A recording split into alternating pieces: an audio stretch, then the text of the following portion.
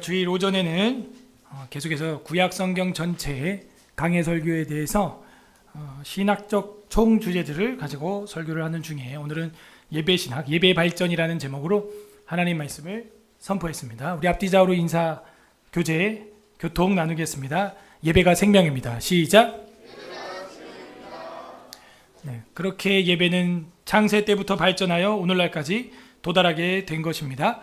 오후에는 계속해서 기독교 강요, 오늘은 12번째 시간으로 그리스도의 삼중직이라는 제목으로 하나님 말씀을 선포하고자 합니다. 다 함께 따라하겠습니다. 그리스도의 삼중직, 그리스도의 삼중직.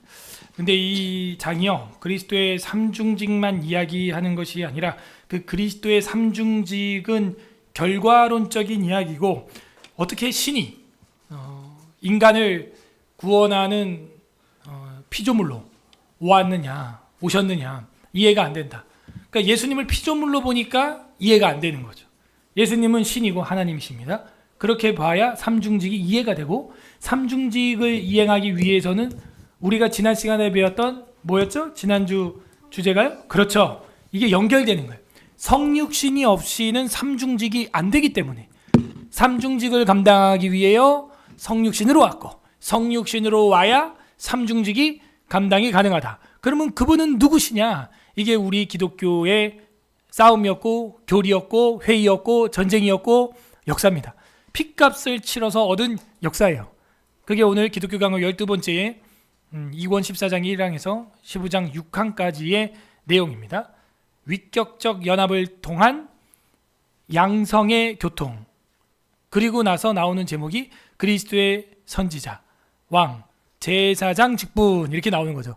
삼중직이 나오기 전에 뭐가 여러분이 공부가 돼야 되냐면 위격적 연합을 통한 양성의 교통. 너무 어렵죠? 자, 하나하나 우리가 지금 제가 연역적으로 결론을 말씀드리면, 위격은 인격을 말해요. personality. 그래서 위격, 인격을 말합니다. 하나님은 삼위로 존재하신다 하는 것은 삼인격으로 존재하신다 하는 거예요. 근데 그게 일체다라는 것이죠. 세 인격 한 실체, 이렇게 되는 거예요. 그게 삼위일체예요. 어렵죠? 이거는 믿음으로 믿는 것이고 성경 차원으로 믿는 겁니다. 개미가 사람을 이해할 수 없는 차원에 살고 있는 것처럼 우리가 신의 차원, 시간이라는 것도 피조물이고 이 모든 현상들은 우리 인간의 수준의 차원이죠. 우리 눈높이죠. 하나님의 차원을 우리가 알 수가 없어요. 개미가 우리 차원을 모르는 것처럼. 그러므로 이 위격적 연합이라는 것은 삼위, 하나님 중에서 1위, 이제 우리 성부 하나님, 2위는 이건 지금 1등, 2등을 말하는 게 아닙니다. 인격을 말하는 거예요. 성자 하나님. 그 다음 3위는 성령 하나님이 일체로 계신다. 근데 이 위격적 연합을 통한 양성, 이 양성은 뭐냐면은 두 가지 성이죠. 남성, 여성을 말하는 게 아니고요. 이 뒤에 나오겠지만 인성과 신성을 말합니다. 인성은 인간의 성질, 신성은 신의 성질을 말합니다. 그래서 이 위격적 연합을 통해서 인성과 신성을 다 가지게 되셨다. 누가? 예수님이. 근데 그분이 이 땅에 오셔서 한 일이 뭐냐 할 때 이제 십자가 모양에 있는 선지자고 왕이고 제사장 직분을 감당하게 된 것이다. 그러므로 이거는 저랑 여러분이 하려고 해도 할 수가 없는 거예요. 저랑 여러분이 선지자고 왕이면서 제사장 직분을 감당하겠다 한들 위격적 연합을 통한 양성이 없기 때문에 우리는 신성과 인성이 없어요. 우리한테는 인성밖에 없고 죄성밖에 없죠. 그러므로 지난주에 봤던 이 공부가 이게 굉장히 중요한 겁니다. 성육신, 그리스도의 중보의 필요성. 이분만 유일한 독보적인 독생자요 중보자이기 때문에 이분을 통하지 않고는 우리는 아무것도 안 돼요. 이분만이 신성이 있고 인성이 있기 때문에 우리가 이게 가능해진 것입니다. 자, 그러면 이것을 위격적 연합을 통한 양성의 교통이다. 그래서 위격적 연합에 대해서 첫 번째 좀 살펴보면 위격적 연합이다. 영원전에 아버지께로부터 나신 말씀이 하나님 말씀, 로고스, 태초의 말씀이 계시니라. 그 말씀이 육체가 되어 우리 가운데 오셨죠. 그분은 영원 전부터 있었고 말씀이라고 불리셨고 요한계시록에도 충신이라 로고스라 이렇게 명찰이 붙여져 있습니다. 그 말씀이 위격적 연합으로 인간의 본성을 취하셨다. 인간의 본성을 취하셨다. 그래서 인간의 몸을 입었다 이러면 우리가 영지주의설이 있다 그랬죠. 그래서 취하셨다. 이런 번역이 굉장히 건강한 번역입니다. 입으셨다 이러면 벗을 때가 있는 것 같잖아요. 성육신, 인간의 본성을 취하셨다. 취하사, 가졌다 이거죠. 취하셨다. 그죠? 이런 표현이 우리에게 맞습니다. 위격적 연합이란 다시 한번 설명을 해드리면 한 인격, 위격 가운데 신성과 인성이 양성이 있다는 거예요. 그죠? 그래서 신성과 인성이 연합되어서 서로 교통하는 중보자 그리스도의 인격을 말한다 하는 겁니다. 자, 여기서 주의사항 이거를 우리는 그러므로 못합니다. 그러므로 성육신이라고 하고 이 성육신 예수님은 본질적으로 짬뽕되어 있는 게 아니다. 인성과 신성이 비빔밥으로 되어 있는 게 아닙니다. 본질의 혼합이 아니라 인격이 하나임. 인격이 하나임. 온전히 하나라는 것이죠. 그 인성과 신성을 가지고 두 명이 들어가 있는 게 아니고 한 분으로 계신다는 겁니다. 마치 삼위일체를 우리가 이해하듯이 세 위격 한 실체, 삼위일체를 이해하듯이 성자 예수님은 뭐냐? 두 인성 한 위격이 되는 것입니다. 아셨죠? 두 본성 한 위격이 되는 것입니다. 그 두 본성은 하나는 신성과 인성이 되는 것이죠. 근데 그분이 둘이 짬뽕되거나 혹은 분리돼서 둘이 들어있거나 그게 아니라는 거예요. 온전히 하나라는 것이죠. 그분이 누구다? 예수님. 예수님을 정의하는 것이 이렇게 어려워요. 2000년 역사 속에서도 정말 많은 논쟁과 이단들과 싸움 속에서 이게 성경을 근거로 정리가 된 것입니다. 로마서 1장 3절에서 4절 읽어보겠습니다. 시작. 그의 아들에 관하여 말하면 육신으로는 다윗의 혈통에서 나셨고 성결의 영으로는 죽은 자들 가운데서 부활하사 능력으로 하나님의 아들로 선포되셨으니 곧 우리 주 예수 그리스도시니라. 아멘. 그러므로 그 아들은 예수님이고 말하면 육체로서는 다윗의 혈통이고 왕이죠. 성결의 영으로는 죽은 자들 가운데서 부활하사 능력으로 하나님의 아들 신이죠. 그러므로 이 신성과 인성을 온전히 혼합되거나 분리되지 않게 하나로 취하신 분. 이거 우리 차원으로 이야기하는 게 쉽지는 않을 겁니다.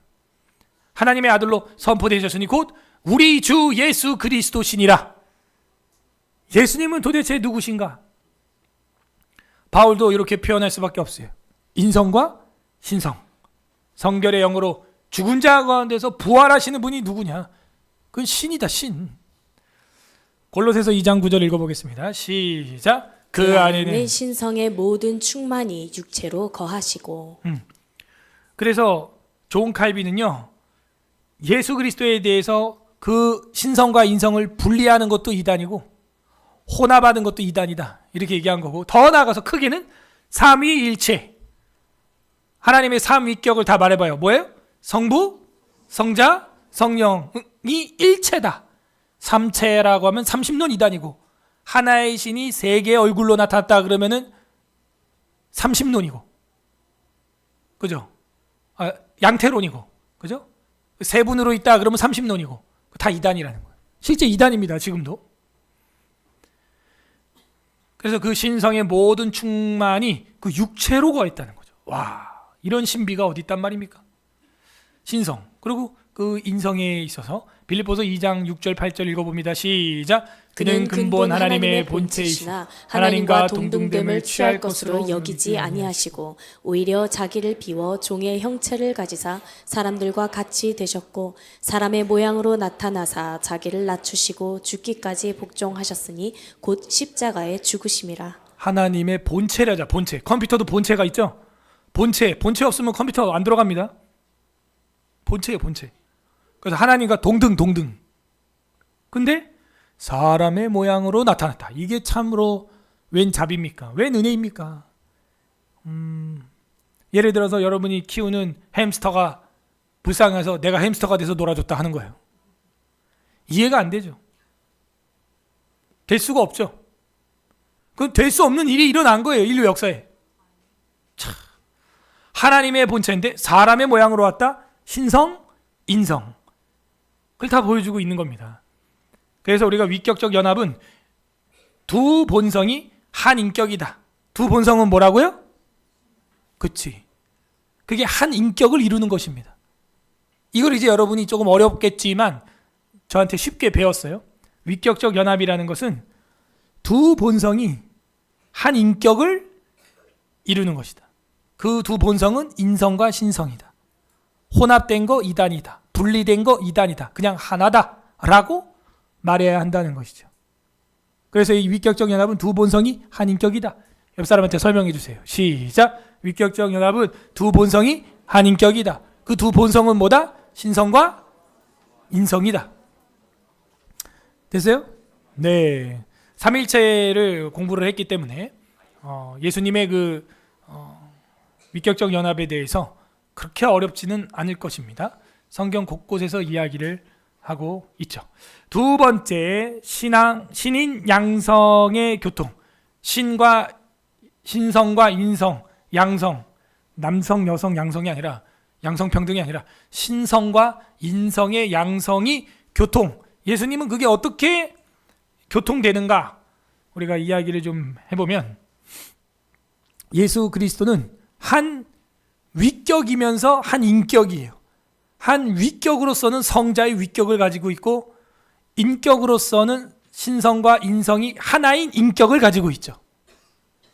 자꾸 격격 끓으니까 좀 어려운 면이 있지만 계속 들으면요 익숙해집니다. 그러니까 예수님은 삼위일체 중에 한 위격이요, personality. 그리고 신성과 인성을 가지고 있는 한 인격입니다. 또 아셨죠? 성자는 근데 어떤 분이시냐? 어떻게 신인 양성 교통하는 분이라고 우리가 알 수 있느냐? 이분은 아브라함 전에도 계셨던 분이다 하는 걸 우리가 성경에서 찾아볼 거고, 두 번째, 인성의 고유 속성 또한 양성의 위격적 연합이다. 그러니까 인성의 고유 속성, 사람이죠. 인간미가 있죠, 예수님이. 그리고 참 인간으로서 고유 속성이 있죠, 예수님도. 배고프죠, 머리 둘 곳이 없죠, 피곤하죠, 찌르면 아프죠, 고통스럽죠. 근데 이것도 신성과 인성의 위격적 연합 가운데서 느끼는 인성인 거지, 인성 따로 신성 따로가 아니란 이야기를 다시 또 하는 거예요 지금. 그러니까 어떻게 교통하고 연합되어 있냐 하는 이야기죠. 그리고 그 신성과 인성의 고유한 속성 표현은 위격적 연합에 따른 속성, 교통의 관점에서 이해해야 한다. 다시 쉬운 말로 하면 그 예수님의 인성과 신성은 따로따로 이해하면 안 된다는 거예요. 그 위격적 연합에서 그냥 이해해야 한다는 거죠. 주님은 신성과 인성의 한 인격으로서 인성의 고유 속성, 신성의 고유 속성으로 우리는 봐야 한다는 겁니다. 이해가 되십니까? 이해가 되시면 아무 말 하지 마세요. 자, 넘어가겠습니다. 다시. 예수님의 인성이나 신성을 우리가 고유적인 속성이 있죠. 부활하시는 건 신성의 고유적인 속성이요. 오병이어는 신성의 고유적인 속성이요. 그러나 나사로를 보고 우는 것은 또한 인성의 고유적인 속성이고 말이죠. 그런 걸 볼 때도 따로따로 생각하면 안 된다는 거예요. 위격적 연합, 인격적 연합, 위격적 연합, 신성과 인성이 연합된 그 예수님 안에서의 고유적 속성이 드러나는 것이다. 드러나는 것이다. 그런 관점으로 인성과 신성은 고유한 속성을 가지면서 그 안에서 나타나는 교통의 관점에서 이해를 해야 한다 하는 겁니다. 아브라함 전에도 있었다. 요한복음 8장 58절 시작. 예수께서 이르시되 진실로 진실로 너희에게 이르노니 아브라함이 나기 전부터 내가 있느니라 하시니. 어쩌면 굉장히 철학적인 그 논리 구조가 여러분이 형성이 되어 있지 않으면 지금 이 조직 신학이 이해하기가 어려울 겁니다. 그래서 기본적으로 이 기독교에서 조직 신학자들은 철학을 서양 철학 정도는 기본적으로 다 섭렵을 하고 그 논리 체계 구조, 그 논하는 쉬운 말로는 말장난 같은 것들, 그걸 여러분이 이해를 하셔야 돼요. 예수께서는 이르시되, 예수께서 진실로 진실로 너에게 이르노니 아브라함이 나기 전에 내가 있었다 라고 이야기하시면서 자신이 신성을 가지고 있는 분이다 라는 것을 이야기합니다. 성자께서는 아브라함 전에 있었다. 여러분 이게 이해가 되십니까? 어떻게 성자께서 아브라함 전에 있을 수 있단 말입니까? 신이니까. 사람은 불가능해요. 신이기 때문에 모든 피조물보다 먼저 나셨고 다른 피조물과 다르다는 차별을 딱 던짐으로써 난 한낱 인간이 아니다, 신이다 하는 것을 보여주고 영원하신 아버지와 함께 시간을 보내고 있는 분인 거예요. 아브라함 때도 있었고 모세 때도 있었고 당연히 12제자 시절에도 계셨고 지금도 계시는 분이 예수님이십니다. 그죠? 이거 인간인 그 차원으로는 이해가 안 돼요. 이해가. 신이기 때문에 가능한 이야기다 하는 거죠. 이 영원한 본질은 신적 본질이에요. 사실은 영원한 성자의 이 본질은 신적 본질이라고요. 예수님은 그렇게 이해해야 돼. 이해가 돼야 돼요. 조금 유치하게 표현하면 우리로 하면은 뭐 타임머신? 그죠? 근데 그분한테는 타임도 필요가 없어요. 사실은 타임이 의미가 없어요. 그렇게 영원한 신적 본질로서 우리 인류에게 작정되셔서 원시복음을 따라 오신 분이십니다. 두 번째, 인성의 고유한 속성에 대해서 우리가 양성의 위격의 연합으로 이해를 해야 한다 그랬죠. 그 고유한 속성에 보게 되면 예를 들면 이런 거예요. 아버지의 종이다 하면서 마치 아들인 것처럼, 아들이죠. 인성을 가지고 있으니까. 맞죠? 그래서 아버지의 종으로서 주님의 그 인성의 고유적 속성을 표현하고, 그리고 자신의 영광을 구하지 않겠다, 아버지의 영광을 구하겠다 하면서 아들된 포지션, 아들된 자세를 또 이야기하시는 거예요. 누가 봐도 인성적이죠. 인성적인 부분입니다. 이사야 42장 1절 읽어보세요. 시작. 내가 붙드는 나의 종, 내 마음에 기뻐하는 자, 곧 내가 택한 사람을 보라. 내가 나의 영을 그에게 주었은즉 그가 이방에 정의를 베풀리라. 그 종이 누구냐 이거예요. 여기뿐만이에요. 이사야 42장, 이사야 52장, 이사야 53장 전부 고난받는 종, 네, 또 학자의 영을 받은 종, 노래하는 종. 그 종이 누구냐? 다 궁극적으로는 메시아에 대한 그림자가 이사야서에 나와 있는 거거든요. 유대인들이 이게 이해가 안 되는 거예요. 메시아가 신처럼 표현되고 인간처럼 표현되는 게 이해가 안 돼. 우리는 인간처럼 표현되는 것도 예수님, 신처럼 표현되는 것도 예수님, 한 방에 다 딱 끝나 해석이. 근데 유태인들은 그게 매칭이 안 돼요. 뭐 인간처럼 돼가지고 이사야 53장에는 그는 실로 질고를 지고 우리에게 속건제물이 되어주시고 죽었다는 거예요. 어떻게 메시아가 죽냐 이거죠. 우린 이해가 되죠. 자신의 영광을 구하지 않는 모습도. 요한복음 8장 50절 읽어보겠습니다. 시작. 나는 내 영광을 구하지 아니하나 구하고 판단하시는 이가 계시니라. 그러면서 자신의 인성의 고유 속성을 드러내지만 이것 또한 양성의 위격적 연합에서 이해를 하셔야지, 예수님의 인성만 따로 뽑아서 이야기한다면 그것 또한 여러분 이단이 될 수 있다 하는 것입니다.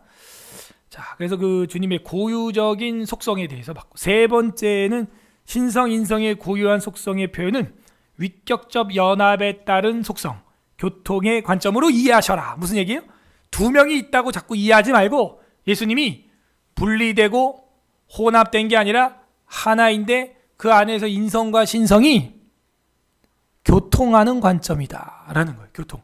삼위일체 하나님이 서로 교제하시며 교통하시는 것처럼. 어렵죠? 근데 우리가 이걸 인간의 어떤 공간적, 숫자적, 수학적 차원으로 자꾸 이해를 하려고 그러니까 이해가 안 되고, 이거를 신의 차원이다. 신의 차원. 그렇게 이해하셔야 돼요. 우리 차원으로는 이해가 안 됩니다. 이해가. 이거는 성경 계시 따라 믿는 거예요. 성경 텍스트 따라 그냥 믿는 거지. 이걸 뭐 우리 수학적 더하기 빼기에 맞아야 믿겠다 그러면 이거는 그런 영역이 아니에요. 우리 차원이 아니라는 거예요. 신비의 차원인 것이죠. 하나님 이름 엘로힘 자체가 복수예요. 그죠? 엘로힘 자체가 복수형이라고. 우리의 모양을 따라 우리의 형상대로 우리라고 표현이 된다고. 자, 그래서 우리가 세 번째 신성과 인성의 고유의 속성의 표현은 위격적 연합에 따른 교통의 관점에서 이해하셔야 된다. 사도행전 20장 28절 시작. 여러분은 자기를 위하여 또는 온 양떼를 위하여 삼가라. 성령이 그들 가운데 여러분을 감독자로 삼고 하나님이 자기 피로 사신 교회를 보살피게 하셨느니라. 재밌죠? 하나님이 신성이죠. 자기 피로 인성이죠. 신이 피를 흘릴 수가 없어요.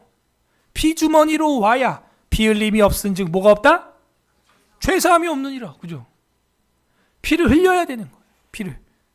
제가 얘기했지만 희한하게 피가 보면 무서운 빨간색이라는 거죠. 의사들이 그런 초록색, 파란색 가운을 입는 것은 피가 묻으면 검은색이 되니까 빨간 거 보면 사람이 막 흥분되고 무섭고 막 이러거든요.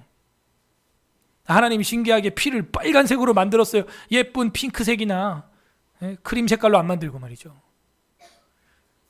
그러므로 자기의 피로 사신 교회를 보살피게 하였다. 누구를? 저랑 여러분을 통하여. 고린도전서 2장 8절도 읽어보겠습니다. 시작. 이 지혜는 이 세대의 통치자들이 한 사람도 알지 못하였나니 만일 알았더라면 영광의 주를 십자가에 못 박지 아니하였으리라. 둘 다 나와 있죠. 영광의 주인님은 신이에요. 근데 십자가에 못 박으려면 인성으로 와야 되는 거예요. 더 나아가서 종으로 와야 돼요. 십자가가 뭐예요? 종을 죽이는 사형틀이죠. 일하기 싫은 손, 도망간 발을 못 박아버려서 전시해가지고 오고 가는 다른 일하기 싫어하는 잡생각하는 종들로 하여금 전시 효과를 보게 해서 경성하게 하는 것이죠. 십자가. 건강한 종은 보름 동안, 한 달 동안도 살아있었다는 거예요. 십자가에 매달려가지고. 그걸 지나가면서 보던 노예들이 무슨 생각하겠어요? 도망갈 생각하면 안 되겠구나. 열심히 일해야지. 이렇게 되는 거예요. 저랑 여러분이 히브리서 말씀대로 날마다 십자가를 바라본다는 건 그 의미예요. 날마다 십자가를 바라보시길 바랍니다.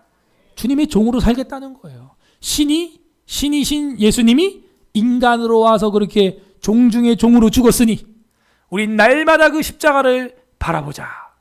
바울이 그렇게 얘기합니다. 히브리서를 바울이 썼다고 저는 믿기 때문에. 자, 이렇게 해서 영광해 주는 신성이요.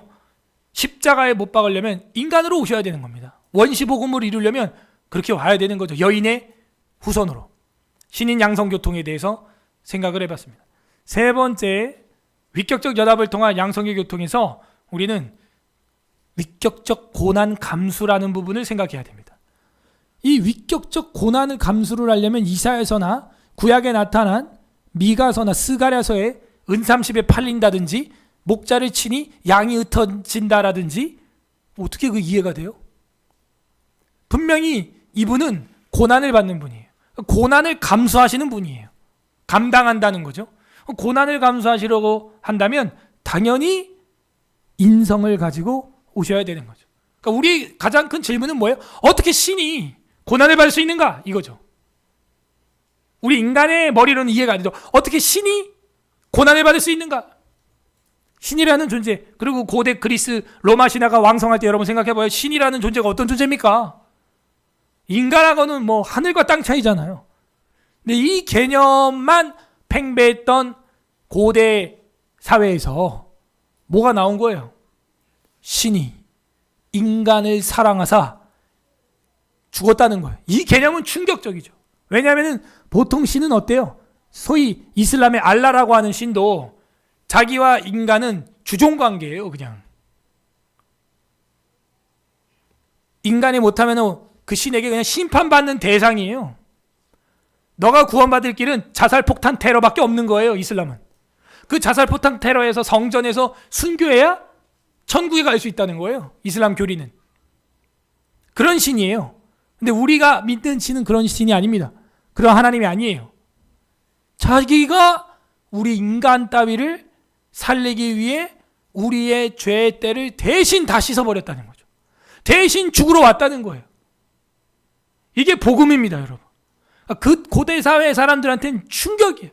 근데 실제로 이게 신령성이 나타납니다. 따라하세요. 신령성.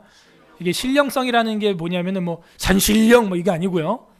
신령, 성령으로 말미암아 거룩하게 변한다는 거예요, 사람이. 제가 사경회 때 자료를 몇 번 보여드렸는데 그리스도인들이 로마 시대에 얼마나 많이 죽었습니까, 여러분? 로마에 몇 대 박해? 10대 박해. 네도트 하메셀, 막데바 디, 오클라티아니우스, 갈릴레우스 황제까지 네로부터 시작해서 300년을 박해를 받는데 그 중에 속사도 교부라고 예컨대 이그나티우스나 폴리각 같은 사람들은 어떻게 돼요? 사자가 뜯어먹으라고 콜로세움 경기장에 집어넣는데 보통 로마인들이나 이방인들은 어떻게 하냐? 살려주세요! 이러고 막 담장 위로 올라갈 때 뒤에서 사자가 덮쳐가지고 찢어먹고 막 이런 장면들 보면서 흥분하고 와! 좋아하고 스포츠를 즐기는 거거든요. 근데 예수계쟁인들은 재미가 없는 거야. 집어넣으면은 기도를 하고 있는 거야, 조용히. 그리고 사망이여 오라! 막 이러는 거야. 깜짝 놀랐잖아. 그 막 관중이 막 재미가 없고 웅성웅성해. 쟤네는 도대체 무슨 신념을 가지고 있길래 저 사자들 앞에서도 담대하냐? 실제로 이그나티스한테 풀어놨던 사자가요 1시간 동안 안 뜯어 먹었다는 거예요. 그래가지고 깜짝 놀란 거예요, 사람들이. 다니엘처럼. 저 사람들은 도대체 뭘 믿고 있길래 저렇게 담대하냐? 죽음 앞에서. 그러면서 막 관중에서 웅성웅성 하는데 그 이그나티우스 제자들이 막 기도하고 있고 저희 스승님이십니다. 저희 선생님이십니다. 도대체 당신들은 뭘 믿어? 우리는 그리스도 예수를 믿습니다. 그럼 저렇게 사자 앞에서도 담대해지는 거요? 그렇습니다. 나도 믿겠소. 이렇게 되는 거죠. 교회 셧다운, 이러면 셧다운, 도망가. 이래갖고 뭘 믿습니까, 여러분? 그건 종교도 아니에요. 이 종교는요, 금생과 내생의 약속이 있고 저 세상을 초월해야 되는 거예요. 그게 종교예요. 근데 우리 기독교는 종교만도 못한 거예요, 지금. 그게 안타깝죠. 주님이 인간으로 오셨다는 게 뭘 의미합니까? 고난을 감수한다는 거죠. 우리가 예수님을 믿는다는 건 뭘 의미하는 거예요? 그 고난을 감수하는 것이죠. 이제 다음 달이면은 고난주간하고 이제 부활절이 다가오는데 지금 고민이에요. 그리스도의 순환 타임스퀘어에서 단체 관람 할까 말까 지금. 전체 관람 가면은 제가 담대하게 하겠는데 이 단체 관람가가 전체 관람가가 아니라서 몇 명 또 못 가면은 또 그 극장 하나를 빌려가지고 하는 게 어려움이 있습니다. 우리가 왜 이런 명절과 절기를 지키는 겁니까? 말도 안 되는 일이 일어났다는 거예요. 어떻게 신이 우리 같은 사람을 살리려고 왔냐 이거죠. 여러분이 알지도 못하는 사람이 길 가다가 여러분을 밀치고 차에 대신 쳐 죽어주면 황당하죠. 누군지도 모르는 사람인데. 그 사람을 위해서 1년에 한 번은 기념일을 갖겠죠. 그 정도가 아닌 거예요. 신이, 창조주가 우주 만물을 움직이고 계시고 저 우주 멀리서 티끌처럼 보이지도 않는 지구, 그 지구에서 더 티끌 같은 나를 위해서 신이 오셨다. 인간이 돼서 개미같이. 와, 이거는 그리스 로마 신화나 세상 종교, 이방 종교에서 찾아볼 수 없는 사랑의 파워, 사랑의 원자탄이었다 하는 것입니다. 이권 14장 2절에 보면 동일한 신 그분 자신께서 하나님이시자 사람이셨으므로 양성의 연합으로 말미암아 한 성에 속한 것을 다른 성에 주고자 하셨다 하는 것입니다. 그래서 그 양성에 속하고 연합으로 말미암아 신성에 속한 것을 인성에 주고자 하신 것이죠. 진인간이 되어서 인성밖에 없는 저랑 여러분에게 그 인성을 주신 거예요. 그러면 조금 우리가 주님을 닮아가는 성화가 일어나요. 주님이랑 조금 닮은 게 나오기 시작합니다. 하나님 사랑이죠. 여러분도 사랑하시죠. 공통분모가 나오는 거 우리는 외민에서 무슨 속성이라 그래요? 공유적 속성이라 그랬어. 하나님은 부활하시고 영생하시죠. 저와 여러분은 그런 능력이 있어요? 하나님은 전지하고 전능하시죠. 저와 여러분은 그런 능력이 있어요? 없어요. 이런 거는 뭐라 그래요? 비공유적 속성이라 그러죠. 그런데 주님이 오신 이유는 그 신성에 속한 것들을 인성에 주고자 오셔가지고 말 안 듣는 베드로도 예수님 날 오라 하소서 이러면요, 베드로야 오라 이러면 무리를 걸어버려요. 신처럼 돼요. 언어학을 안 배우고 언어가 터지고, 의학을 안 배우고 병을 고쳐버려. 능력이 나타납니다, 여러분. 능력이. 이 능력이 우리 교회도 충만하기를 바랍니다. 신비주의가 아니고요, 신비가 있어요. 신비가. 신령성. 변해요. 나타나요, 그게. 예. 위격적 고난을 감수하고 그렇게 신성과 인성을 가진 주님이 오신 것입니다. 그러므로 아까 전에 잠깐 제가 얘기했던 이단, 칼빈 시대에 있었던 이단들 중에 대표적인 사람이 셀베르투스라고 하는 사람인데, 이 사람이 정통적인 삼위일체를 부정했어요. 그러면 부정하고 혼자 산골짜기에서 살든가, 왜 칼빈이 있는 제네바시에 와가지고 계속 방해를 하냐 이거예요. 그래서 제네바시에서 의결을 해가지고 추방을 했습니다. 근데 또 들어왔어. 계속 방해를 해. 그래서 처형당한 거예요. 칼빈이 처형한 게 아니고요, 시의회가 회의를 거쳐 처형을 그렇게 한 겁니다. 그것도 무슨 산더미로 처형한 게 아니라 그 셀베르투스를, 한 명을, 예수 그리스도는 하나님의 한 관념으로서만 이전부터 존재했다. 성육신은 이 관념이 형상화된 것에 불과하다고 주장하면서 예수님의 성육신을 부정하는 거예요. 약간의 신적 요소가 살짝 보이기는 한다. 그래서 혼합체이다. 이거는 영지주의입니다. 영지주의. 예수님은 인간이지 신이 인간이 돼서 온 게 아니다 이거예요. 살짝 나타나는 것은 엘리야나 엘리사처럼, 예레미야처럼 잠깐 나타나는 거다. 그런 소리라는 거예요. 그래서 오늘 읽었던 성경 본문이 중요한 거예요. 마태복음 이따가 마지막에 보겠지만, 그런 선지자나 예레미야나 그게 아니라니까요. 잠깐 그런 신적인 요소가 혼합체처럼 보여진 게 아니랍니다. 예레미야나 엘리사나 엘리야처럼 보여진 게 아니에요, 예수님은. 그래서 세베르투스는 이단인 거예요. 근데 그거 하나 죽인 거 가지고 무슨 뭐 칼빈이 살인마라더니 그런 거를요, 킹제임스 버전 성경 신봉자들, 말보에 이런 사람들이 아주 그냥 주옥처럼 캐논처럼 여깁니다. 그런 스토리를. 이래서 예수님이 육체로 오셨고 선지자, 왕, 제사장 직분을 감당하게 된 것이지, 대뜸 우리가 선지자, 왕, 제사장 이렇게만 이해하면은 쉽게 말하면 감동도 없고요, 경의가 없습니다. 경의가.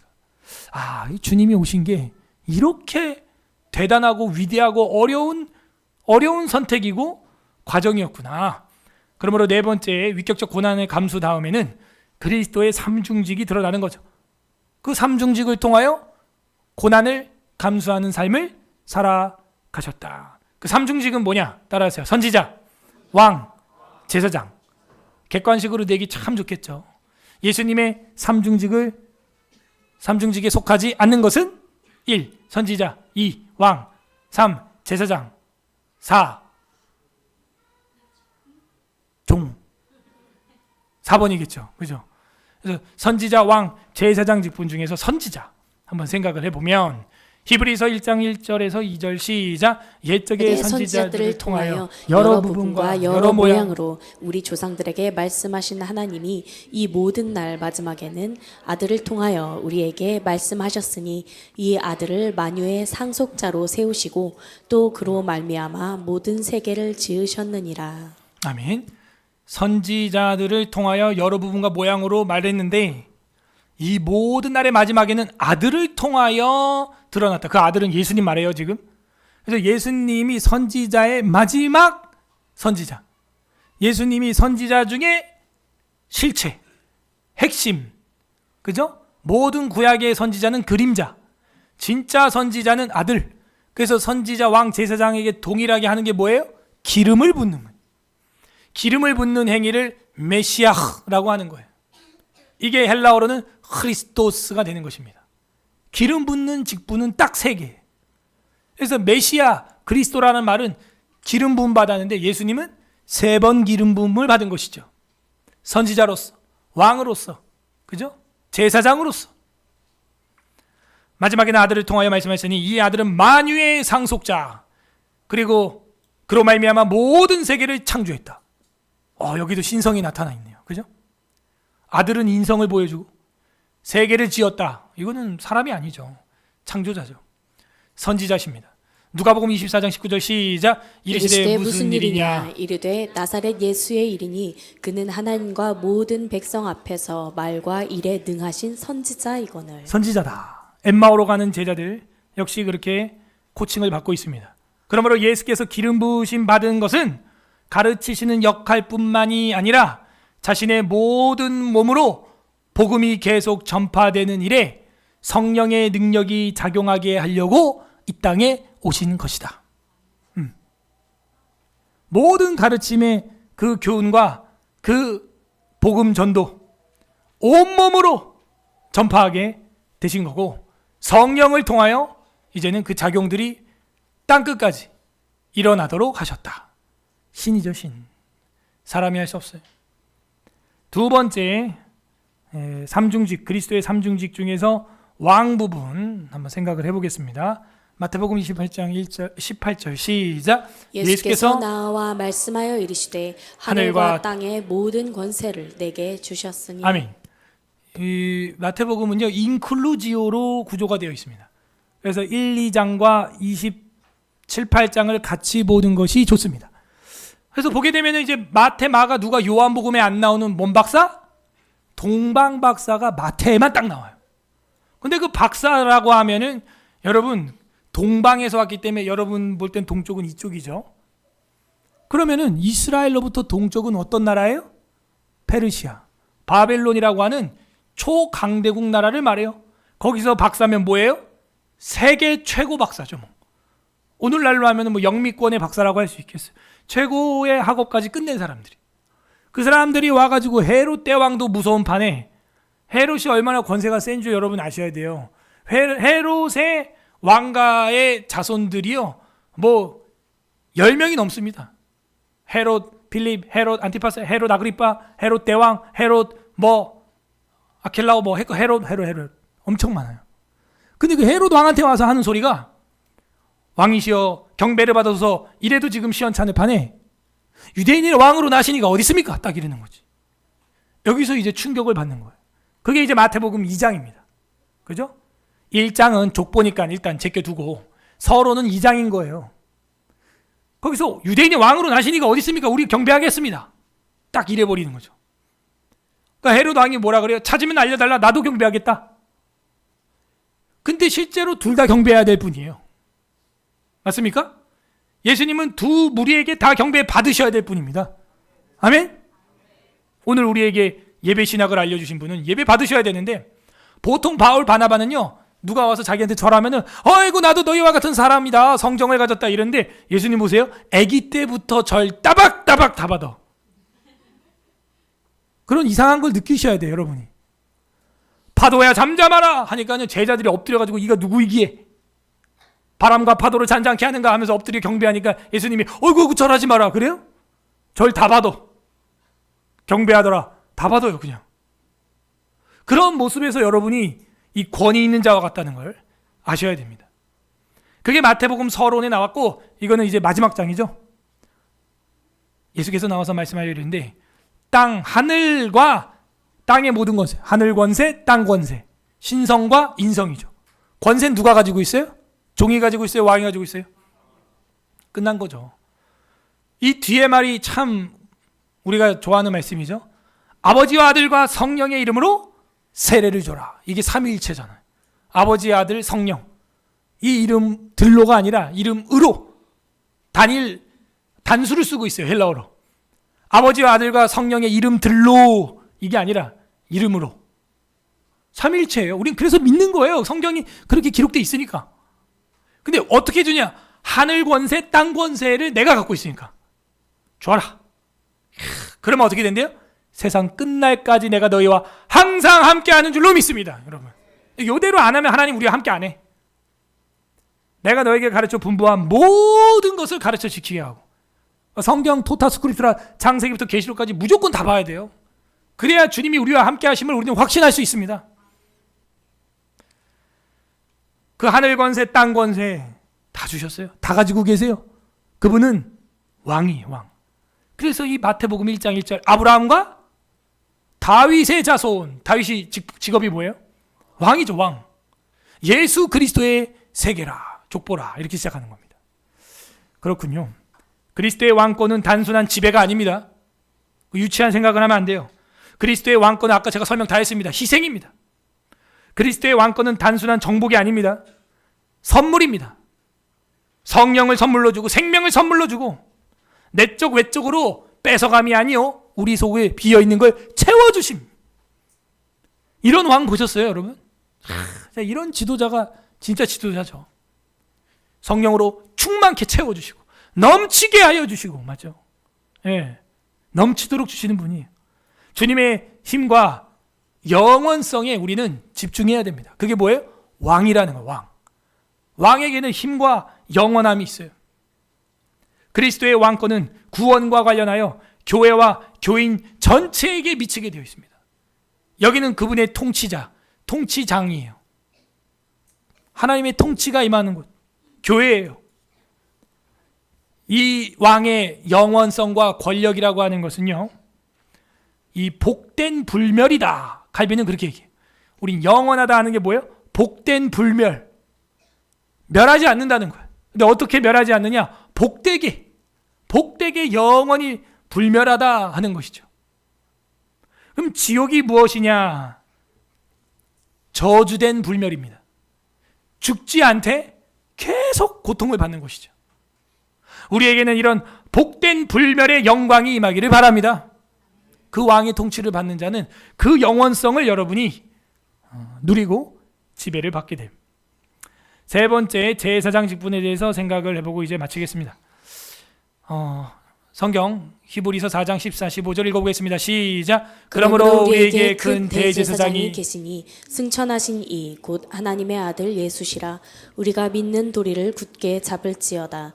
우리에게 있는 대제사장은 우리의 연약함을 동정하지 못하실 이가 아니요 모든 일에 우리와 똑같이 시험을 받으신 이로되 죄는 없으시니라. 아멘. 제사장 되신 분은 큰 대제사장입니다. 아니, 대제사장이 이미 대가 들어가 있어 최고 제사장인데 거기다가 또 큰 대제사장, 그리고 승천하셨어요. 그러면 인성과 신성이 또 나타나고 있네요. 이제 성경을 볼 때 신학적으로 이제 보이기 시작합니다, 여러분이. 곧 하나님 아들 예수시라. 우리가 믿는 도리를 굳게 잡아라. 우리에게 있는 대제사장은 우리의 연약함을 동정하지 못하실 이가 아니다. 왜? 신성만 있는 분이 아니라 인성도 있었기 때문에 똑같이 시험을 받으셨다. 여러분도 고통스러운 순간 주님의 삶을 한번 묵상해 보세요. 바로 치료가 됩니다. 위로가 됩니다. 고통, 육신의 수술, 사고, 죽음, 따돌림, 다. 우울증, 다. 제자들 다 자고 있는데 예수님 기도 좀 도와달라 그러는데 겟세마네에서 혼자 기도하게 만들고 말이죠. 얼마나 내가 죽게 되었다 그래요. 얼마나 고통스러우면 예수님이. 땀방울이 뭐처럼 됐대요? 핏방울처럼 됐다는 거예요. 홀로 외롭게 십자가를 지셨습니다. 우리와 똑같이 시험을 받으셨습니다. 그러므로 그리스도는 제사장이에요. 큰 대제사장. 제사장이 하는 일이 구약에서 무엇입니까? 우리의 죄를 대신 희생제물과 함께 치러주는 그런 역할을 감당했잖아요. 그 예수님이라는 거예요. 히브리서 5장 6절 시작. 또한 이와 같이 다른 데서 말씀하시되 네가 영원히 멜기세덱의 반차를 따르는 제사장이라 하셨으니. 제사장은 제사장인데 특이해요. 영원히 따르고, 또 다른 성경에 보게 되면 그는 아버지도 없고 어머니도 없고, 그죠? 하나님과 같다. 하나님의 아들을 방불케 한다. 이렇게 나와요. 주님은 속죄물이 되셔서 친히 대제사장일 뿐만이 아니고 제산물이 되었어요. 자기가 화목제가 되었고 속건제가 되었어요. 제사를 직접 모든 순서를 집행하셨어요. 자신의 몸을 갈라서 주님 앞에 번제로 드린 것입니다. 이것이 예수님의 바로 삼중직 중에 제사장 직분입니다. 그러므로 오늘 성경을 보면 이제 좀 보일 것입니다. 예수께서 빌립보 가이사랴 지방에 이르러 제자들에게 마지막 기말고사 주관식 퀴즈 문제를 내었습니다. 사람이 인자를 누구라 하느냐? 이르되 더러는 세례 요한, 엘리야, 예레미야 선지자다. 거기서 끝나지 않는다고요. 문제는 선지자 중에 하나이다. 이르시되 그럼 너희는 나를 누구라 하냐? 이제 진짜 시험 문제죠. 시몬 베드로가 대답하여 이르되 주는 메시아 그리스도시요 살아계신 하나님의 아들입니다. 그죠? 하나님의 아들이면 이거 왕이 왕. 왕의 아들은 왕입니다. 세자는 왕이에요. 곧. 예수께서 대답하여 이르시되 바요나 시몬아 네가 복이 있다. 이를 너에게 알게 하신 이는 인성이 아니다. 이거는 신령성이다. 하늘에 계신 내 아버지가 알게 하였다 하는 것이죠. 그러니 우리 죄된 인간들도 그 예수님만 의지한다면 하나님의 그 성령의 은혜, 그 신성에 동참하게 되는 역사를 맛보게 될 것입니다. 여러분, 은혜 안에 잠겨 있을 때 가능해요. 또 내가 네게 이르노니 너는 베드로라. 내가 이 반석 위에 내 교회를 세우리니 지옥의 권세가 이기지 못하리라. 이렇게 돼 있는 겁니다. 와, 그렇구나. 이 권세라고 하는 건 아까 뭐였어요? 왕에게 있는 것이죠. 왕에게. 그러므로 우리 예수님은 선지자요 왕이시면서 제사장, 하나님 아버지랑 우리를 연결해 주시는 제사장이 되었다. 그런 마지막 개념으로 마태복음 16장 베드로 신앙 고백을 보셔야 됩니다. 베드로는 자기 능력으로 안 게 아니에요. 성령의 능력으로 이것을 알게 된 것입니다. 그리스도의 삼중직에 대해서. 엠마오로 가는 제자들은 처음에는 몰랐죠. 나중에 그거를 알게 된 것입니다.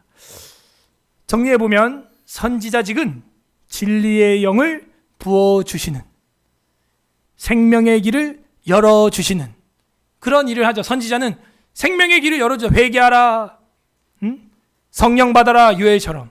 그 선지자가 하는 일이에요. 그리고 왕은 뭐 하시는 겁니까? 권세로 통치하시는 것이죠. 성령의 내주로서 다스리시는 것이죠.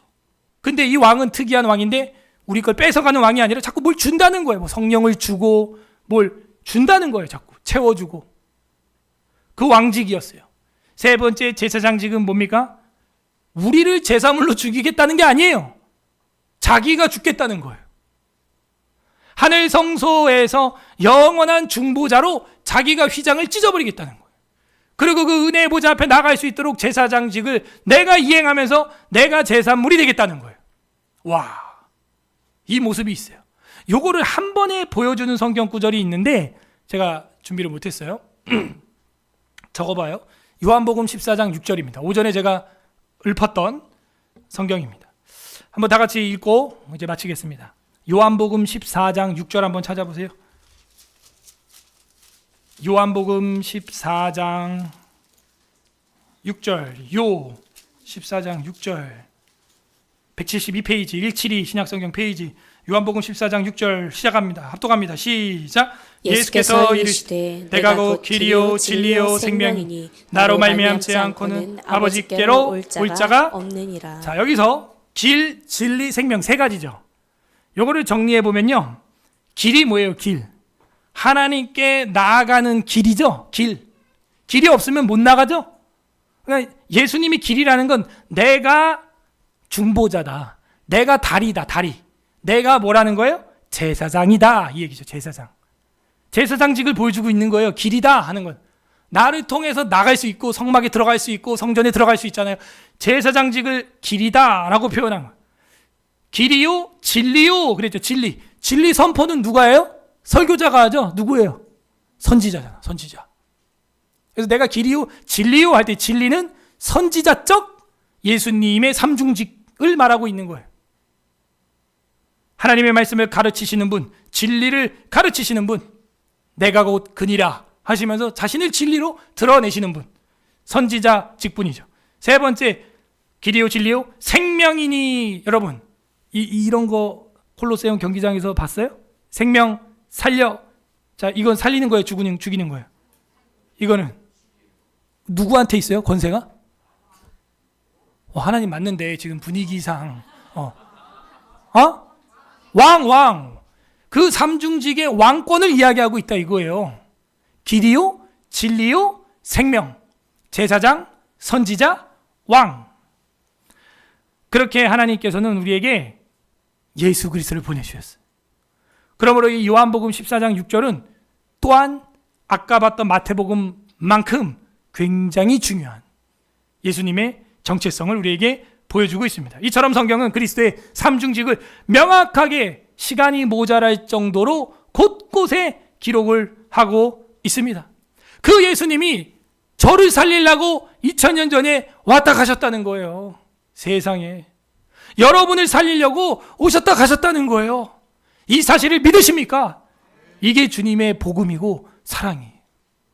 이 이론을 뛰어넘는 어떤 종교가 있다면 저도 갈아타야죠. 더 좋은 게 있으면. 없어, 2000년 동안. 그래서 우리가 금요일 날 정치신학에서도 배웠지만 왜 종교개혁자들이 국교를 안 만들고 종교의 자유를 선포하냐면 어떤 종교하고도 우린 붙어도 이길 수 있다는 자신감입니다. 어떤 종교의 이론과 경전을 가지고 와도 기독교 진리하고는 진검승부가 난다는 확신이에요. 제가 이 얘기 했나 모르겠네. 제가 챗 GPT한테 물어봤다는 거 했어요? 어디서 했고 어디서 안 한 것 같은데 제가 그랬어요. 챗 GPT, 너라면 이 땅에 있는 종교 중에서 어떤 종교를 믿겠는가? 저는 비인격체이므로 그런 답변을 할 수가 없습니다. 그런데 기독교, 불교, 천주교 뭐 여러 가지 이슬람 있잖아. 그래도 그 중에서 가장 합리적이고 괜찮은 종교 하나를 나에게 추천해줘라. 내가 믿어보려고 한다. 내가. 너가 아니라 내가. 그러면 저는 모든 화평과 생명을 존중하는 그런 종교를 선택하겠습니다.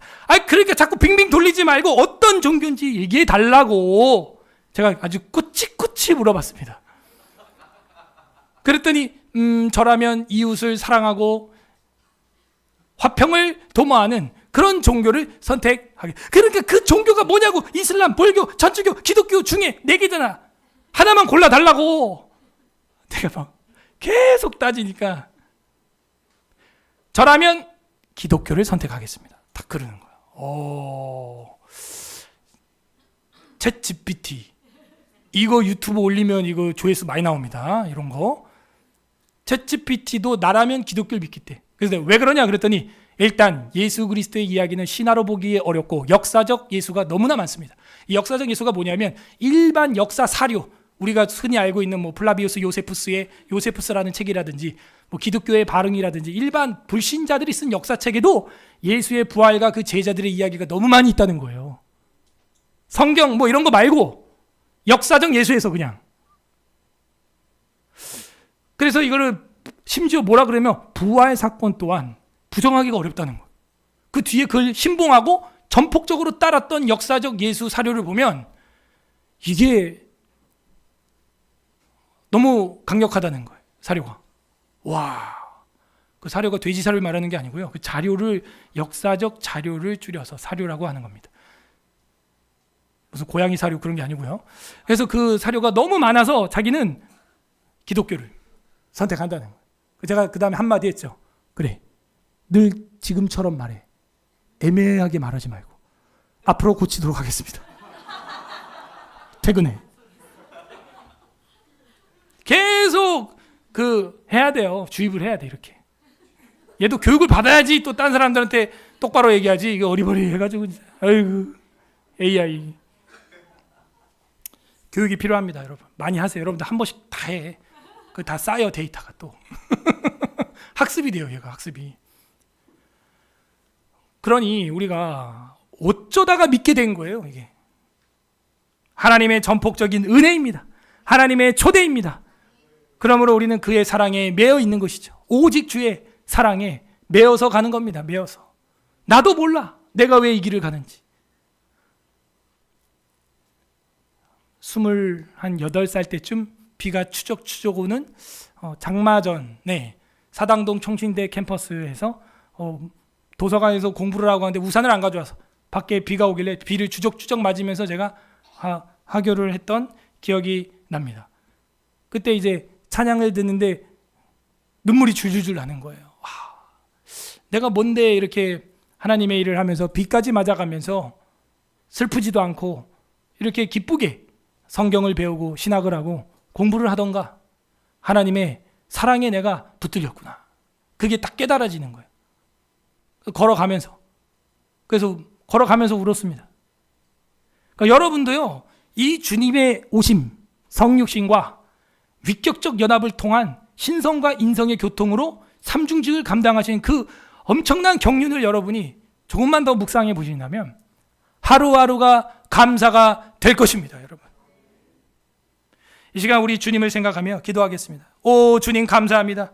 내가 무엇이 간데 이 벌레만도 못한 지렁이 같은 야곱 같은 우리에게 이 땅에 오시고 위격의 연합을 통해 신성과 인성을 가지고 삼중직으로 성육신하사 나를 위하여 십자가에서 제사장, 선지자, 왕의 직분을 다 감당하시고 죽어주셨나이까? 감사합니다. 주님의 사랑 앞에 감사하는 기도 이 시간 올려드리시기를 바라고, 두 번째는 회개하는 기도를 하시기를 바랍니다. 하나님 아버지, 우리에게 예수 그리스도 하나밖에 없는 독생자 보내주셨는데 우리는 하나밖에 없는 주님 외면하고 세상의 것들에 안일하게 마음을 흥청망청 시간을 보냈습니다. 주님 말고 다른 거 사랑했던 것 각자 성령께서 깨닫게 하시는 대로 회개하시고, 세 번째는 간구하시되 주님이 감당하셨던 이 삼중직 우리의 삶 속에서 하나님의 영광을 위하여 우리도 전도하고 드러내게 하시고, 주님 그리스도의 삼중직을 우리를 통하여